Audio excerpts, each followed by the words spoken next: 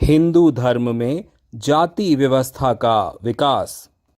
सामाजिक स्तरीकरण एक समाज द्वारा अपने लोगों को सामाजिक एवं आर्थिक कारकों जैसे धन, रोजगार, शिक्षा, जाति, लिंग, पेशा, सामाजिक स्थिति या व्युत्पन्न, सामाजिक और राजनीतिक शक्ति के आधार पर समूहों में वर्गीकृत करने को संदर्भित करता है। सामाजिक स्तरीकरण समाज का एक लक्षण है। यह लोगों को समाज के लिए महत्वपूर्ण पेशा बनाने के लिए प्रेरित करता है। मध्ययुगीन काल के दौरान यूरोप ने लोगों को 3 समूहों में वर्गीकृत किया। वे जो लड़े, रईसों और शूरवीरों, जिन्होंने प्रार्थना की, चर्च के पुरुष और महिलाएं, और जिन्होंने काम किया, किसान, सर्फ। सामाजिक वर्ग आमतौर पर विरासत में मिला था। मध्ययुगीन यूरोप में अधिकांश लोग किसान या सर्फ थे। औद्योगिक क्रांति का परिणाम ये था कि लोगों का मौजूदा व्यापार ने नए आर्थिक अवसरों की ओर पलायन किया। इसने वर्ग स्तरीकरण को बदल दिया है। वर्णित वर्ग संरचना, जिसे सामंती व्यवस्था के रूप में भी जाना जाता है, कृषि, व्यापार, कस्बों और विश्वविद्यालयों के विकसित होने के कारण घट गई। यह बढ़ती आबादी और पश्चिमी यूरोप के क्षेत्रीय विस्तार के कारण था। मुस्लिम और बिजान्टीन दुनिया के साथ सांस्कृतिक संपर्क ने सीखने की वृद्धि और यूरोप के लिए एक नई संस्था विश्वविद्यालय को जन्म दिया। औद्योगिक क्रांति ने शहरीकरण पर जोर दिया, नए व्यापारों और कौशलों की मांग पैदा की और व्यावसायिक गतिशीलता में तेजी आई, जिसके परिणाम से रोजगार का उत्पादन और धन सृजन हुआ। नए सामाजिक एवं आर्थिक ढांचे का उदय हुआ। प्राचीन और मध्यकालीन चीन में कुलीन और शरीफ, सरकारी अधिकारी, किसान, कारीगर या शिल्पकार, व्यापारी सहित 5 सामाजिक वर्ग थे, जिनके बाद कोई विशेष कौशल या शिक्षा वाले आवारा दास नहीं थे। 5 सामाजिक वर्ग कन्फ्यूशियस की शिक्षाओं पर आधारित थे और लोगों को सद्भाव और संतुलन में रहने की अनुमति देते थे।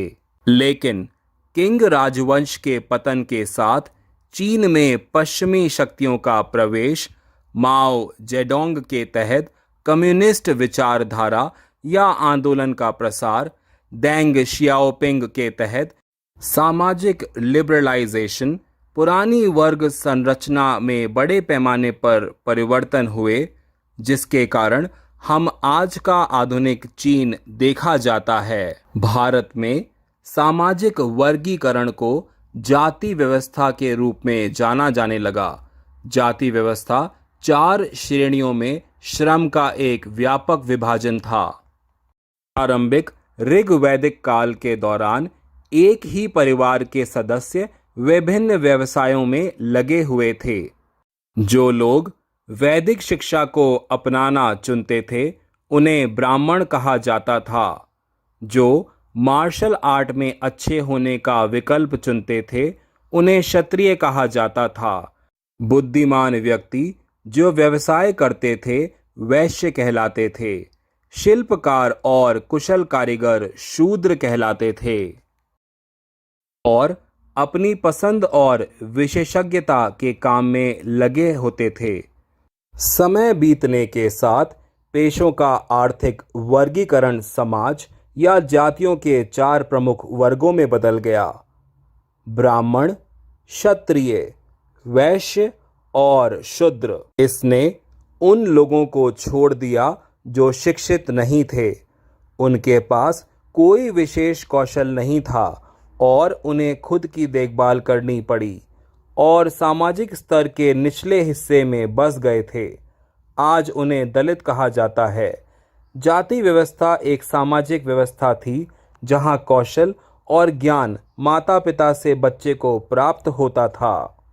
उन दिनों कोई तकनीकी प्रशिक्षण या स्कूल नहीं था, कोई कागज या लिखित किताबें नहीं थीं, कौशल और ज्ञान प्राप्त करने का कोई तरीका नहीं था। कौशल और ज्ञान का प्रशिक्षण पीढ़ी दर पीढ़ी चला।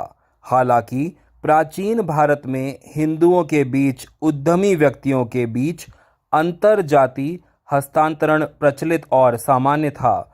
समय के साथ हालांकि जनता का शोषण करने वाले चतुर राजनेताओं की मिलीभगत से जाति व्यवस्था का विभाजन अधिक कठोर हो गया। गीता का शास्त्र जाति व्यवस्था के खिलाफ है और बहुत स्पष्ट रूप से कहा गया है कि जाति पेशेवर गुणों के अनुसार नौकरी का विभाजन है और हम जैसे लोगों द्वारा स्थापित श्रम विभाजन है।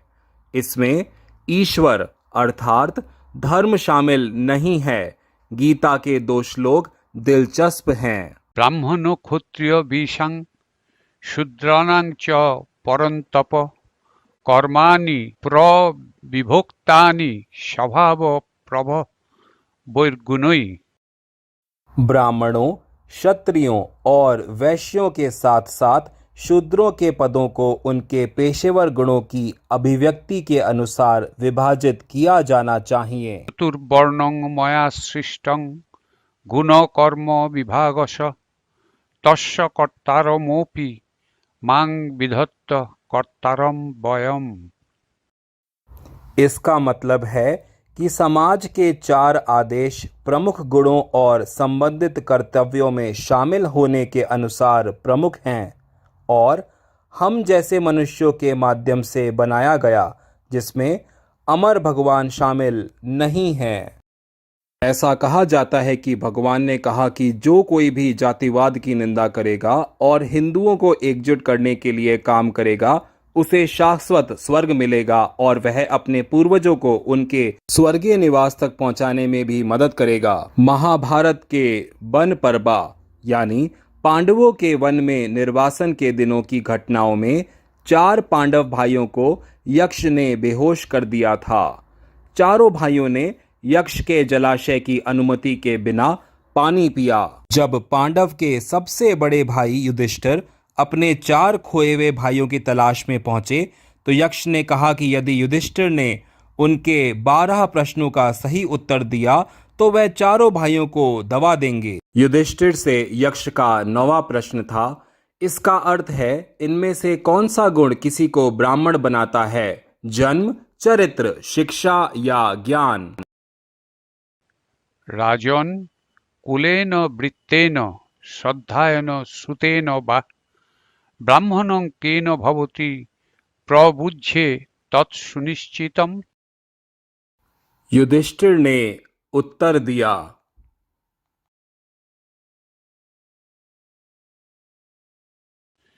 सिनुजक्ष कुलं तात न श्रद्धाय न च श्रुतम् कारणं हि द्विजं ते च वृत्तमेव न संशय। इसका अर्थ है ना जन्म और ना ही शिक्षा और ना ही ज्ञान, यह केवल चरित्र ही है जो किसी को ब्राह्मण बनाता है। इससे सिद्ध होता है कि वैदिक काल में शूद्रों या दलित और अछूत किसी अन्य व्यक्ति के संबंध में छुआछूत की अवधारणा मौजूद नहीं थी। किसी व्यक्ति की कोई भी निंदा मुख्य रूप से ऐसी गतिविधि और कर्म के कारण होती है जो समाज के लिए उपयोगी या स्वीकार्य नहीं है। हालांकि यह प्रचलित था कि किसी भी प्रकार के सामाजिक रूप से अस्वीकार्य या निंदनीय व्यवहार को तपस्या और किसी के व्यवहार को बदलकर कम किया जा सकता है। विदेशी शासकों के आक्रमण से पहले हिंदू समाज लचीला बना रहा और लोगों को अपने उपक्रमों में पसंद की स्वतंत्रता की अनुमति दी। उदाहरण के लिए सत्यकाम जन्म से एक शूद्र था, लेकिन वेदों को सीखकर सबसे सम्मानित ब्राह्मण बन गया। वैदिक काल में कोई भी पुजारी बन सकता था। ब्राह्मणों के लिए पद आरक्षित करने का प्रश्न ही नहीं उठता था। वेद श्लोक कहता है, पवित्रात्मा संयतेन्द्रिय पेशलां मधु जिह्ववा च तं गुरुं श्रद्धया श्रीनु उपहार च प्रयच्युतु। बहुत अलग पृष्ठभूमि के लोगों के बीच विवाह की अनुमति थी और यह भी अवसर होता था। उदाहरण के लिए महाभारत में हम देखते हैं कि शूद्र मछुआरे की बेटी सत्यवती और क्षत्रिय राजा शांतनु का विवाह होता है और समाज कोई प्रतिबंध नहीं लगाता है। सामवेद का श्लोक कहता है कि ईश्वर शोषण की सराहना नहीं करता है, लेकिन चाहता है कि उसके अनुयायी सभी के साथ समान व्यवहार करें और पीड़ित की देखभाल करें। जो ददाति विभुक्ति तेभ्य पीड़ितानां सहायक दुःखहर्तारणां समश्लिष्यति तमेव ईश प्रसादति।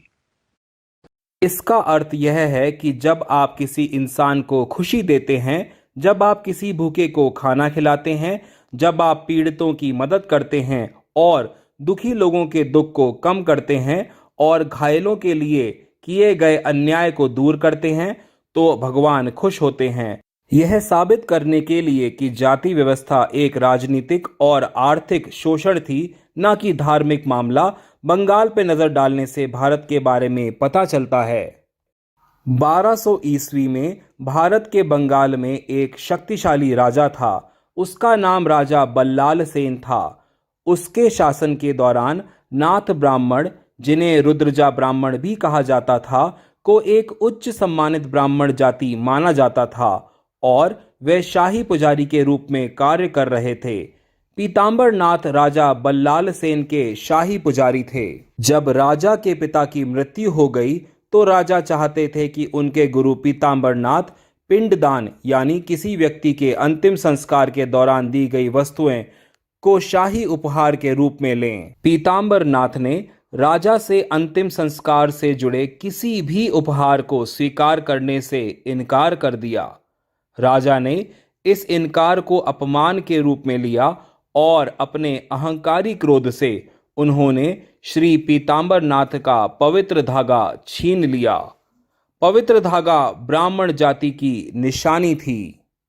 उन्होंने एक शाही फरमान जारी किया कि सभी व्यक्ति जिन्हें अब से रुद्रजा या नाथ ब्राह्मण यानी उच्च जाति के रूप में जाना जाता है, को शूद्र यानी निम्न जाति के रूप में माना जाएगा। तब से नाथ या रुद्रजा वंश के व्यक्तियों को बंगाल में शूद्र के रूप में माना जाता था, लेकिन बंगाल के बाहर वही नाथ अत्यधिक सम्मानित ब्राह्मण पुजारी हैं।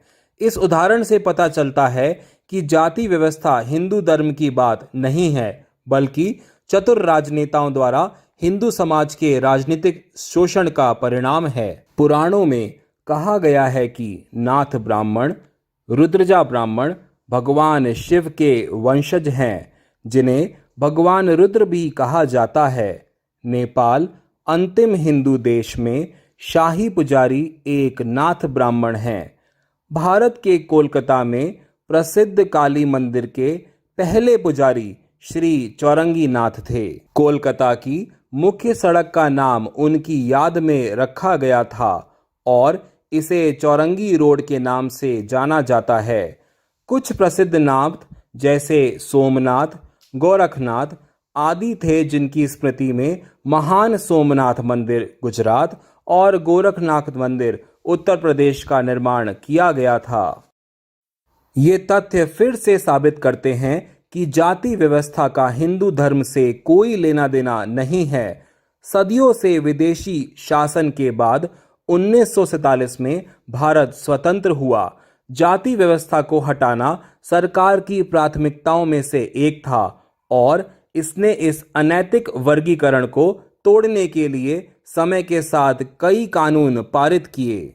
भारत ने दलितों और पिछड़े वर्गों के लिए शैक्षणिक संस्थानों में और नौकरियों के आरक्षण सीटों के कोटा को अपनाया है, जो जाति के आधार पर पीढ़ियों से पीड़ित हैं। इन कदमों से व्यावसायिक गतिशीलता को बढ़ावा मिलने, सामाजिक आर्थिक असमानता को कम करने और जातिगत बाधाओं को दूर करने में मदद मिलने की उम्मीद है। भारत में जाति व्यवस्था का अभ्यास कानून द्वारा दंडनीय है। आधुनिक शिक्षित हिंदू जाति व्यवस्था के पक्ष में नहीं हैं और इसकी कड़ी निंदा करते हैं। आजकल बहुत से पढ़े लिखे हिंदू जात के बिना नाम लिखना पसंद करते हैं। उदाहरण के लिए अशोक कुमार, पुरुषों के लिए उत्तम कुमार और महिलाओं के लिए सुश्री मीना कुमारी, कृष्णा कुमारी आदि।